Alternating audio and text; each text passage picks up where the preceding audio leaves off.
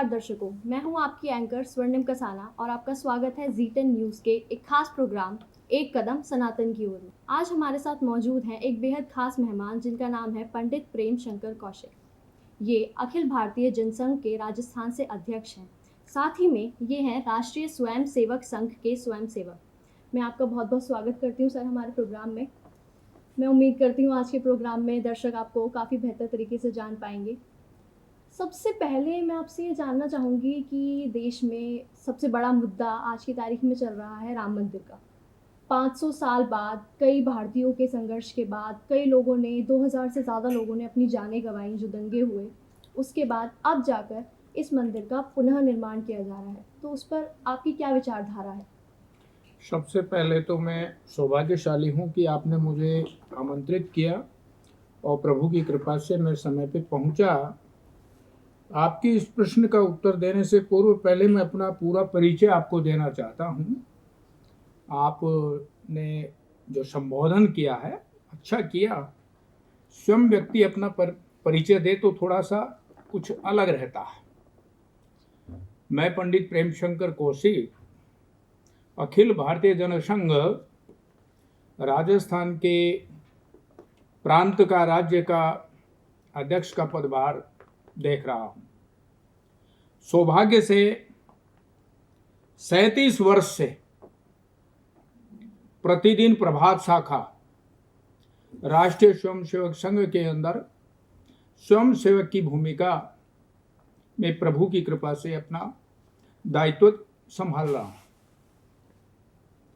आपने जो प्रश्न किया कि राम मंदिर को जो 500 वर्ष से लेकर के ये जो चल रहा है, इसमें हमारे हिंदुस्तानियों ने, हमारे भारतवासियों ने, हमारे सनातनियों ने जो प्राणों का बलिदान दिया है वो बहुत ही, उनकी जो प्राणों की आहुतियां लगी हैं वो आज ऐसे कार्य देखने में आ रहा है कि जैसे दीपक के अंदर, प्रज्वलित दीपक के अंदर घृत डाला जाता है।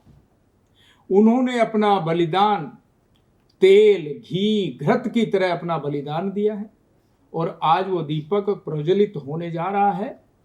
दिनांक 22 सोमवार को समय सब सुनिश्चित हो गया। पूरे देश को नहीं, पूरे विश्व को ये जानकारी है, सभी के संज्ञान में है और सभी सौभाग्यशाली हैं जो इसका आनंद लेंगे। मनुष्य तो, मानव योनि तो सभी को मिली है, पर ये जो अवसर प्राप्त हो रहा है, ये जो प्राण प्रतिष्ठा का जो अवसर दिनांक 22 को हो रहा है, माननीय देश के प्रधानमंत्री, प्रधान सेवक, जिन्होंने देश को नहीं पूरे विश्व को कहा था कि मैं प्रधानमंत्री ही नहीं, मैं तो देश का प्रधान सेवक हूं। उन्होंने बताया अपने आप का परिचय सिर्फ देश के लिए कि देश का प्रधान सेवक हूं, मगर उन्होंने कार्य ऐसे कर दिए जो विश्व के ही प्रधान सेवक बन गए। पूरा विश्व इनकी सराहना कर रहा है, इनके कार्य की सराहना कर रहा है और हमारे भारतवर्ष की प्रगति की सराहना कर रहा है। तो बड़ा सौभाग्यशाली है ये देश जिसके अंदर यह सब कार्य हो रहा है। यहीं पर श्री राम ने जन्म लिया, यहीं श्री कृष्ण ने जन्म लिया और ये देश एक विशेष देश जो विश्व गुरु कहलाने योग्य है। अपने मुंह से कहने से, अपने स्वयं की प्रशंसा करने से कभी गुरु नहीं बनता है। जब सब मिलकर के शिष्य और एक चुने कैप्टन, एक चुने गुरु, तब वो गुरु कहलाता है। तो ये ऐसा कार्य हमारे देश के प्रधानमंत्री माननीय नरेंद्र मोदी जी ने किया जिससे हम विश्व गुरु बनने जा रहे हैं। और ये जो 500 साल की तपस्या थी ये बहुत पहले भी हो सकती थी, पर कहा गया है कि समय समय की बात है, समय बड़ा बलवान और भीलों ने लूटी गोपियां, वही अर्जुन वही बाण।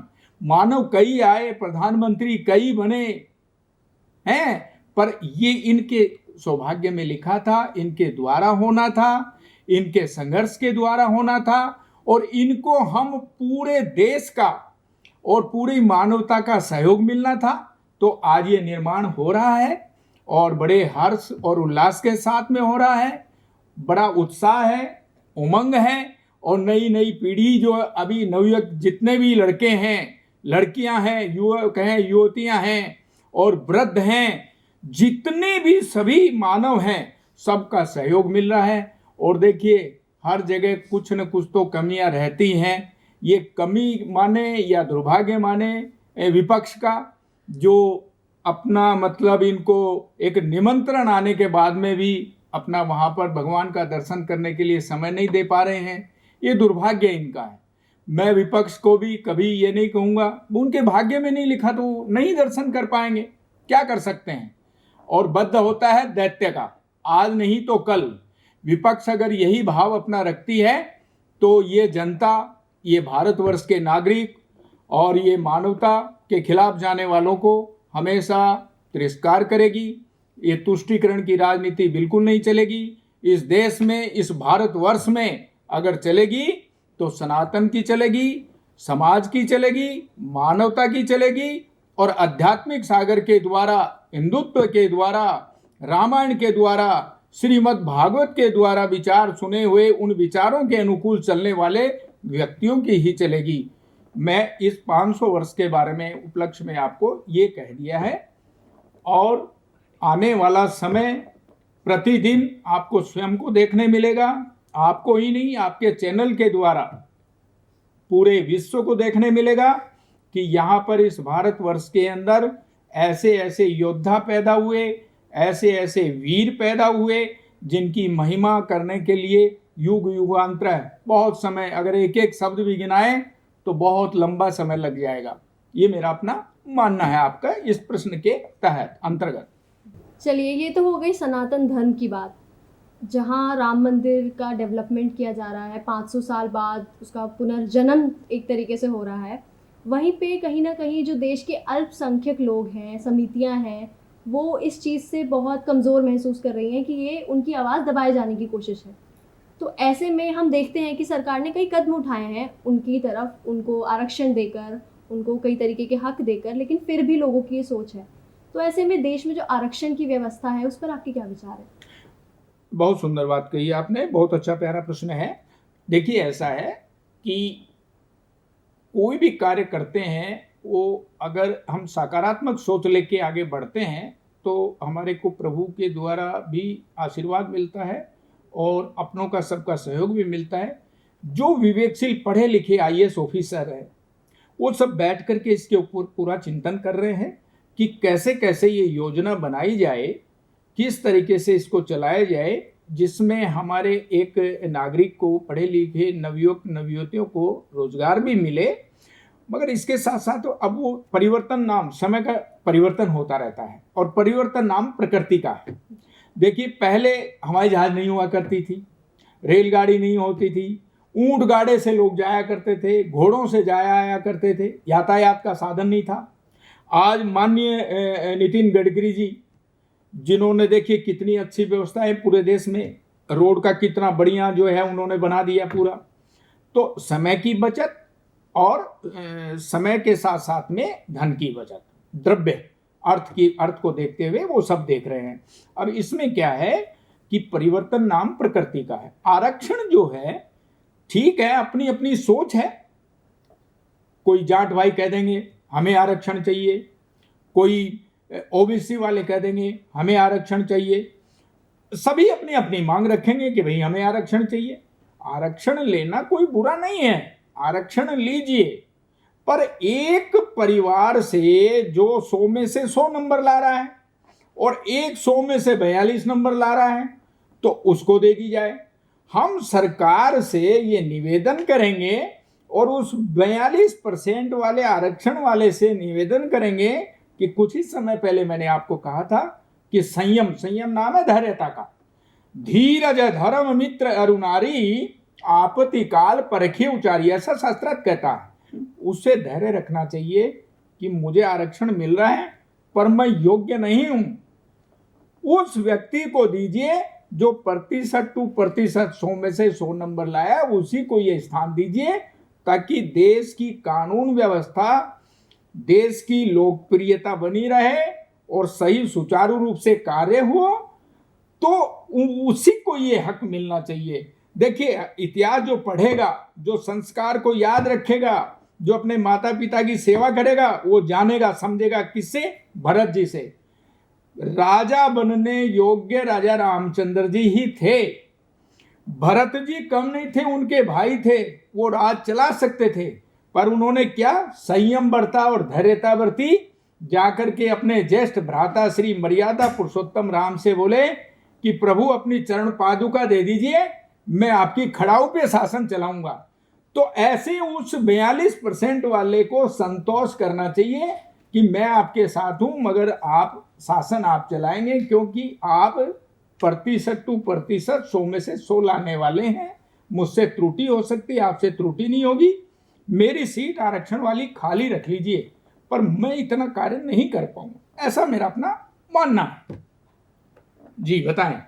जी सर, तो आपका कहना यह है कि आरक्षण की स्थिति इस तरीके से है कि आप उसका उस पर पूरा विचार किया जा रहा है, उस पर पूरा विचार किया जा रहा है। हमारे तमाम सब देश के वरिष्ठ अच्छे नागरिकों से भी सलाह ली जा रही है, संतों से भी सलाह ली जा रही है, अधिकारियों से भी सलाह ली जा रही है। और एक ही पुरुष बहुत भारी है, एक ही भारत माता का सपूत बहुत भारी है। वो सब समय समय के अनुकूल कार्य करते जा रहे हैं, जिनको मैं नाम से भी संबोधन कर सकता हूं। माननीय प्रधान सेवक देश के नरेंद्र मोदी जी, प्रधानमंत्री जी। जी। इसमें मैं आखिर में आपसे सबसे जो आज की तारीख में सबसे बड़ा मुद्दा उठाया जाता है वो है युवा पीढ़ी का। कहीं ना कहीं आपने अभी कहा कि राम मंदिर जो है इससे बेरोजगारी कम होगी, जिस पे कई लोग विचार नहीं कर पा रहे हैं। मैं आखिर में आपसे पूछना चाहूँगी कि युवा पीढ़ी जैसे देश को आगे बढ़ाती जा रही है, तो आपको क्या लगता है कि आगे ऐसे क्या क्या कदम हैं जो आज की तारीख में उठाए जा रहे हैं, साथ ही जो उठाए जाने चाहिए ताकि देश आगे और आगे बढ़ सके? बिल्कुल ठीक किया, अच्छा प्रश्न किया आपने। देखिए, ऐसी ऐसी योजनाएं बन चुकी हैं। मैंने आपको कुछ समय पहले ही बताया अभी आपको कि देखिए ऐसे ऐसे प्रोजेक्ट, ऐसे ऐसे कारखाने लगाए जा रहे हैं। जैसे पहले हम लोग बाहर से विदेशों से वो करते थे, परचेज करते थे, हायर करते थे, हवाई जहाज लेना, ये वो लेना, ये हथियार लेना, ये साबुन लाना, ये पटाखे लाना, ये मशीन लाना, चाइना से ला रहे हैं, वहाँ से ला रहे हैं। अब हमारे नवयुवक, हमारे देश के विद्यार्थी, विद्यालय के विद्यार्थी, हमारे गुरुकुल के शिष्य ऐसी ऐसी शिक्षा प्राप्त कर चुके हैं, ऐसी ऐसी पुस्तकें पढ़ चुके हैं, ऐसा ऐसा प्रैक्टिकल एक्सपेरिमेंट कर चुके हैं, जिससे वो अपने ही भारतवर्ष के अंदर, अपने ही जिले में, अपने ही स्टेट में, अपने ही राज्य में, वो अपने घर के अंदर भी अपना कारखाना खोल करके वो सब चीज़ें तैयार कर सकते हैं, जिससे बेरोजगारी बिल्कुल ख़त्म हो जाएगी। ये मेरा अपना मानना है। बेरोजगारी ऐसे कभी भी ख़त्म नहीं होगी। लोग कहते हैं 140 करोड़ देशवासी, अरे भाई 140 करोड़ देशवासी, 120 करोड़ देशवासी तो हमारे 2014 में गिनाए जा रहे थे। आज संख्या कितनी है वो तो आप अनुमान ही नहीं लगा पाएंगे, और दिन प्रतिदिन संख्या बढ़ती जा रही है। इस माला में तो मोती पिरोए जा रहे हैं। तो मेरा अपना ये कहना है कि जो भी पढ़े लिखे इंसान है, वो पढ़े लिखे हैं, वो अपने परिवार को, अपने पड़ोसी को और अपने समाज में संध्या के समय एक क्लास लगा ली, 5 मिनट के लिए, 10 मिनट के लिए, प्रतिदिन आधा घंटे के लिए, कि बच्चों बैठो, बिठा करके उनको बताया आप क्या कर रहे हैं, भाई हम ये कार्य कर रहे हैं। आप ऐसा करिए कि ये जो बांस से बनी हुई अगरबत्ती है, इस बांस की अगरबत्ती का अब बंद करें।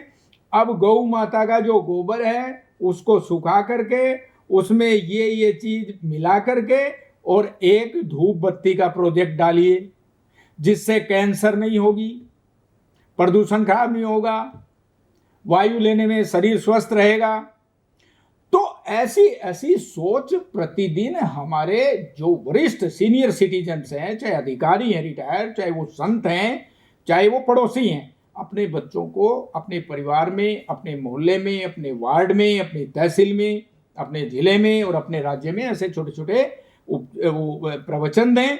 और सिर्फ प्रवचन नहीं, उसके ऊपर वो चिंतन करें, और जहाँ तक हो तो द्रव्य भी अपनी तरफ से देने की कोशिश करें कि 11 रुपया मैं देता हूँ, आप इसको बढ़ाएं। 11 रुपये अगर 121 आदमी से हो गए तो कितने मूल्य हो जाए, उसी से अपना प्रोजेक्ट डालें और आगे की तरफ उसको बढ़ा दें। फिर कहते हैं कि करत करत अभ्यास के जड़ मत भय सुजान। जब व्यक्ति एक सीढ़ी चढ़ता है, मंजिल उसको नजदीक दिखाई देने लगती है और वो मंजिल प्राप्त करता है। मेरा ऐसा अपना मानना है। बिल्कुल, धन्यवाद पंडित जी। मैं आपका बहुत बहुत धन्यवाद करना चाहूँगी कि आपने अपना कीमती समय हमारे दर्शकों को दिया, और मैं उम्मीद करती हूँ कि हमारे दर्शकों को भी आपके राजनैतिक और सनातनी ज्ञान से काफ़ी कुछ जानने को मिला होगा। जय श्री राम, जय श्री राम, जय श्री राम, जय श्री राम। मैं जल्द ही मिलती हूँ आपसे हमारे अगले मेहमान के साथ। तब तक के लिए धन्यवाद।